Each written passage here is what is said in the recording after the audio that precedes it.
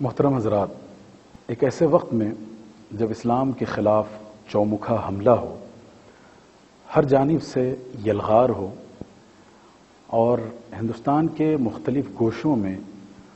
کچھ فرقہ پرست تنظیمیں اپنے ریسرچ انسٹیٹیوٹس میں بیٹھ کر قرآن کے خلاف، آقا جناب محمد رسول اللہ صلی اللہ علیہ وسلم کی سنت و سیرت کے خلاف، قانون شریعت کے خلاف مقالے لکھ رہے ہوں، ریسرچ کر رہے ہوں اور قانون شریعت کو عدالت سے لے کر میڈیا تک ہر جگہ چیلنج کیا جا رہا ہو، کیا ایسے خوفناک اور تکلیف دہ وقت میں ہماری یہ ذمہ داری نہیں بنتی کہ ہم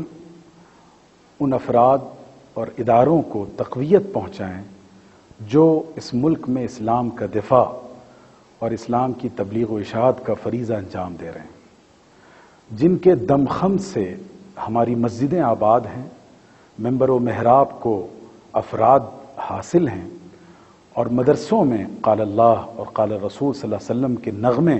اور زمزمہ توحید ہر جگہ سے بلند ہو رہے ہیں۔ ظاہر ہے یہ ادارے، یہ افراد جہاں سے جنم لیتے ہیں، جہاں سے ان افراد کی کرافٹنگ کا کام ہوتا ہے، اسے ہم اپنی عام زبان میں کہتے ہیں مدرسہ۔ وہ مدرسہ جس کا انفراسٹرکچر ہمارے لیے بہت زیادہ دیدہ زیب نہیں ہوتا، وہ مدرسہ جہاں پڑھنے والے طلبہ مختلف سماج کے بیک گراؤنڈ سے آتے ہیں، لیکن زیادہ تر جہاں غریب، مسکین اور کمزور معاشی بیک گراؤنڈ سے وابستہ افراد ہوتے ہیں، ان مدرسوں کی چٹائیوں سے اور چہار دیواریوں سے جو افراد بن کر نکلتے ہیں تو وہ ہمارے ممبر و محراب کو زینت بخشتے ہیں، وہ ہمارے فیملی ایشوز اور پرابلمز کو سالو کرتے ہیں، وہ ہمیں ملک کی سیاسی اور معاشرتی، سماجی، تعلیمی سرگرمیوں میں لیڈ کرتے ہیں۔ یہ وہی افراد ہیں جو اسلامی شریعت کے بقا اور تحفظ کے لیے کبھی ہائی کورٹ تو کبھی سپریم کورٹ کے در پر دستک دیتے ہیں اور اپنی قانونی جنگ لڑتے ہیں۔ یہ وہی لوگ ہیں جن سے آپ اپنے ازدواجی مسائل کے لیے بھی رجوع ہوتے ہیں اور مرنے کے بعد اپنے انہیریٹنس کے مسائل کو لے کر بھی جن کے در پر آپ حاضری لگاتے ہیں۔ ان افراد سے مسلم سماج کا وجود اور نمود ہے، اور یہ افراد جہاں سے آتے ہیں وہ جگہ ہے مدرسہ۔ آج بڑی طاقت و قوت کے ساتھ اور بہت ہی منظم اور مستحکم انداز میں مدرسے کے سسٹم کو کمزور کرنے کی کوشش کی جا رہی ہے۔ تھوڑی دیر کے لیے تصور کیجئے کہ اگر خدا نخواستہ اور ہزار بار خدا نخواستہ یہ مدرسے نہیں ہوں گے تو ہماری مسجد کے ممبر و محراب کس طرح زندہ رہیں گے؟ اگر خدا نخواستہ ان مدرسوں کا وجود ختم ہو گیا تو پھر ہمیں فتویٰ کون دے گا؟ نکاح و طلاق کے مسائل میں رہنمائی کون کرے گا؟ قرآن مجید کی حفاظت کون کرے گا؟ رمضان مبارک میں مسجد کے ممبر و محراب کو قرآن کی تلاوت سے کون آباد کرے گا؟ اور اگر یہ مدرسے نہ رہے تو اس ملک میں پھیلی ہوئی جو اتنی اسلامک موومنٹس ہیں، تحریکیں ہیں، جماعتیں ہیں، انسٹیٹیوشنز ہیں، ان کو ورک فورس کہاں سے حاصل ہوگی؟ تو گویا دینی مدارس مسلم سماج کے لیے ایک پاور ہاؤس کی حیثیت رکھتا ہے،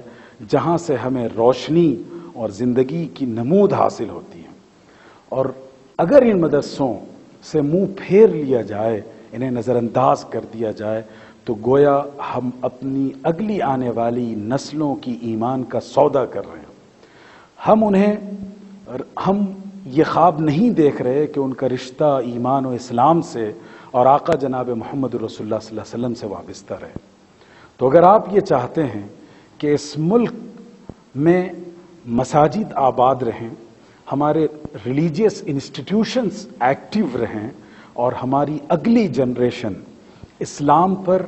ایمان پر اور آقا جناب محمد رسول اللہ صلی اللہ علیہ وسلم کی سنت و سیرت پر باقی رہے، تو آپ صرف ایک کام کیجئے کہ ان پودوں کو طاقت پہنچائیے، یہ شجر طوبہ ہے جس کی جڑیں زمین میں گہری ہیں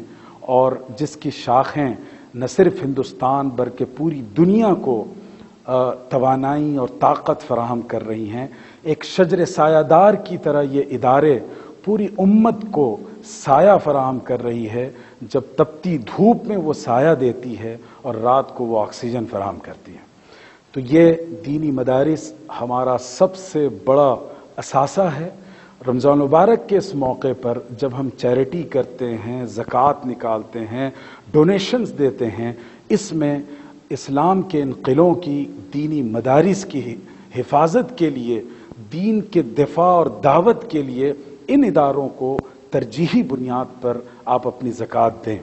اور یہ اس لیے دیں تاکہ آپ کی اگلی جنریشن اسلام پر باقی رہے اور اس شجر سایہ دار کا پھل آپ جیتے جی بھی کھائیں اور